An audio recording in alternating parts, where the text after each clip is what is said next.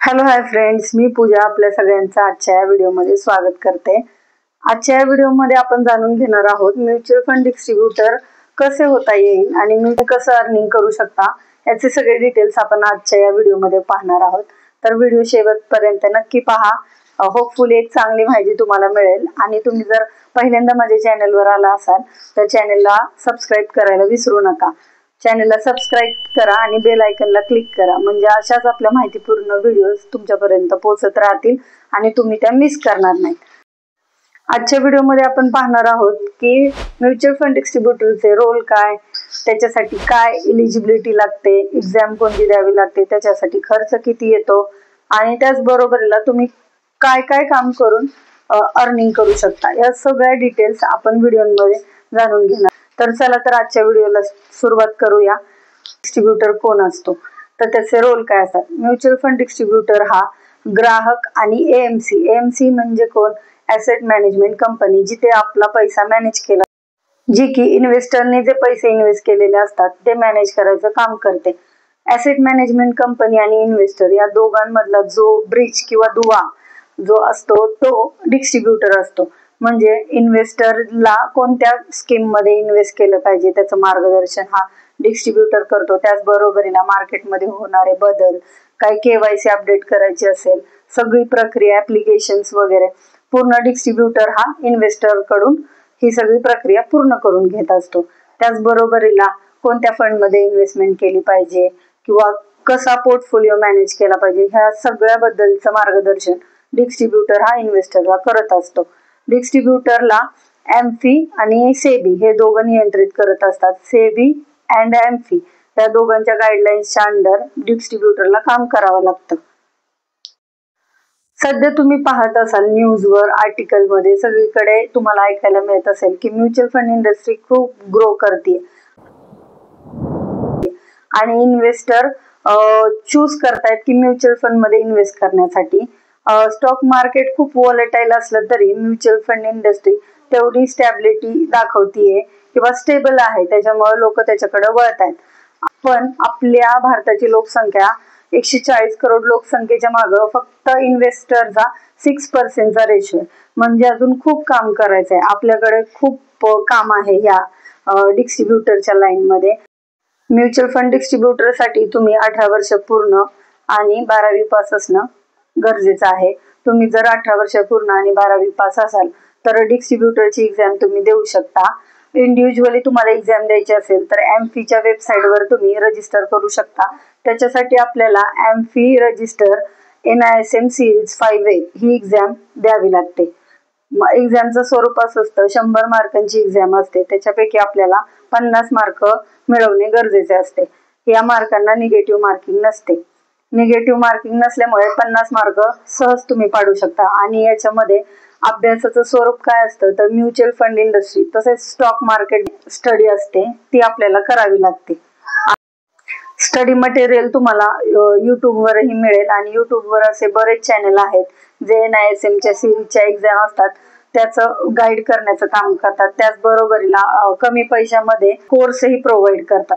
तर तुम्ही यूट्यूब वरून याचा अभ्यास करू शकता आणि एक्झाम पास करण्यासाठी जो काही क्रायटेरिया आहे तो पूर्ण करून तुम्ही एक्झाम पास करू शकता। म्युच्युअल फंड डिस्ट्रीब्युटरची एक्झाम देण्यासाठी खर्च किती येतो तर एक्झाम फी 1500 रुपये प्लस GST। त्याचबरोबरीला एक्झाम पास झाल्यानंतर आपल्याला काम चालू करण्यासाठी एम्फी कडून ARN सर्टिफिकेट घ्यावं लागतं। तर ARN घेण्यासाठी परत 1500 रुपये प्लस GST म्हणजे अप्रॉक्सिमेट 3600 रुपयाच्या आसपास खर्च होतो डिस्ट्रीब्युटरची एक्झाम प्लस सर्टिफिकेशन साठी। म्युच्युअल फंड डिस्ट्रीब्युटरचं लायसन्स आल्यानंतर तुम्हाला AMC ॲसेट मॅनेजमेंट कंपनी सोबत तुमचा ARN टाईप करावा लागतो, म्हणजे तुम्हाला AMC सोबत ॲग्रीमेंट करून काम करण्यासाठी सुरुवात करावी लागते।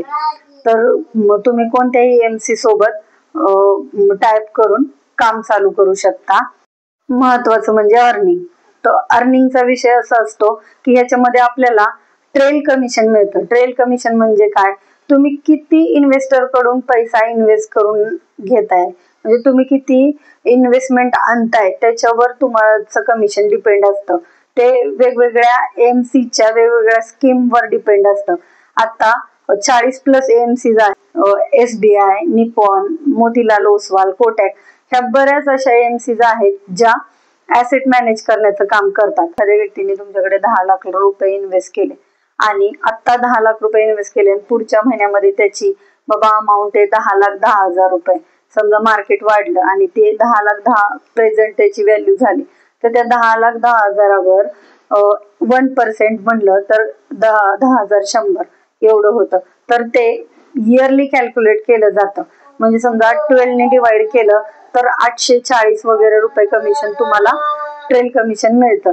पण असं एक इन्व्हेस्टर नाही, तुम्ही असे 10 लोक आणले तुमच्या ओळखीतली, SIP लावली कोणी 10,000ची आणि तेही 10-15 वर्ष एखादी व्यक्ती टिकून राहिली तुमच्याकडे, तर त्याच्यावर जे ट्रेल कमिशन मिळणार आहे त्याची अमाऊंट खूप जास्त होते. आणि कंपाऊंडिंग मध्ये इन्व्हेस्टमेंट जशी वाढते तसं आपलं ट्रेल कमिशनही वाढतं. डिस्ट्रीब्युटर म्हणून काम करताना तुम्हाला SIP, SWP, लमसम, त्याचबरोबर NPS, गव्हर्नमेंट बॉन्ड्स अशा सगळ्या प्रकारच्या इन्व्हेस्टमेंट स्कीम सेल आउट करावे लागतात. त्याद्वारे तुम्ही इन्व्हेस्टर कडून इन्व्हेस्टमेंट गोळा करू शकता आणि तुम्ही ट्रेल कमिशन अर्न करू शकता. त्याच्यामुळे यातनं छान अर्निंग होऊ शकतं. स्वतःच आर्थिक बजेट बनवता बनवता दुसऱ्याचंही आर्थिक बजेट बनवून देण्याचं छान काम तुम्ही यातनं करू शकता. म्युच्युअल फंड डिस्ट्रीब्युटर कोण होऊ शकतं?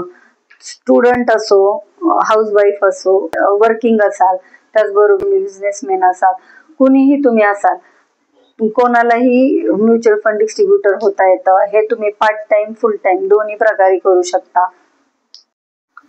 सध्याच्या काळात महागाई एवढी वाढलेली आहे की फक्त सॅलरीवर डिपेंड राहून चालणार नाही, काहीतरी सेकंड अर्निंग सोर्स असलाच पाहिजे.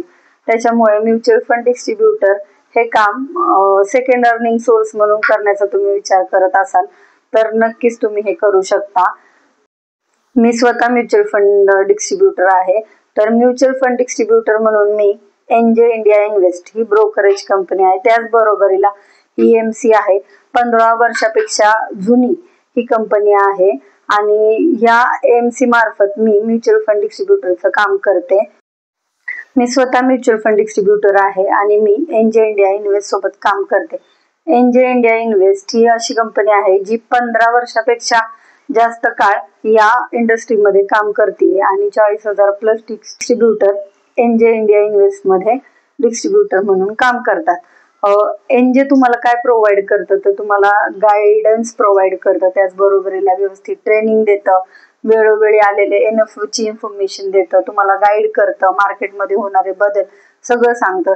त्याचबरोबरीला वेगवेगळ्या स्कीम मध्ये कसं इन्व्हेस्ट केलं पाहिजे, इन्व्हेस्टरचा पोर्टफोलिओ कसा मॅनेज केला पाहिजे, या सगळ्याची ट्रेनिंग आपल्याला NJ कडून मिळते.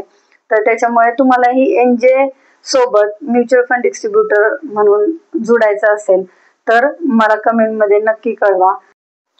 जर आजचा व्हिडिओ आपल्याला आवडला असेल तर व्हिडिओला लाईक करा, तुमचे काही डाऊट्स असतील तर कमेंट करा आणि आपल्या चॅनलला सबस्क्राईब करायला विसरू नका. असेच महत्त्वपूर्ण व्हिडिओज पाहण्यासाठी आपल्या चॅनलला नक्की सबस्क्राईब करा. थँक्यू. भेटूया पुढच्या व्हिडिओमध्ये. Bye. Stay healthy, stay invested and stay happy. Bye.